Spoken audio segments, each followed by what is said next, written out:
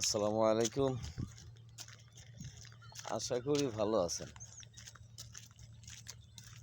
আজকে রাত্রে একটা ঘটনা বলি।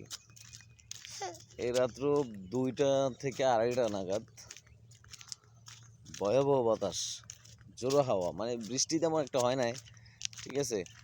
মানে এই যে দেখেন রাস্তাঘাট কিন্তু তেমন একটা ভিজে নাই, হালকা পাতলা হয়তো 2-1 ফোঁটা পড়ছে বৃষ্টি, কিন্তু বাতাসটা এমনভাবে শুরু হয়েছে ভাই রে, মানে মনে হচ্ছে ঘর বাড়ি উড়ে নিয়ে দিতেছে। কতক্ষণ পর পর একটা করে জাতা দেয়, সব কিছু ভাঙিয়া তস নস করে ফেলা।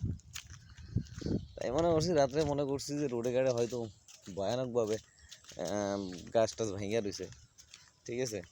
বিদ্যুৎ তো রাত থেকে এখন পর্যন্ত নেই, এখন সকাল 7টা বাজে, তখন গেছে বিদ্যুৎ এখন পর্যন্ত আসে না, ঠিক আছে। আর হচ্ছে এখন বের হয়ে দেখি না গাছ টাছ তেমন একটা ভাঙে নাই রোডে, মোটামুটি ঠিকঠাকই আছে।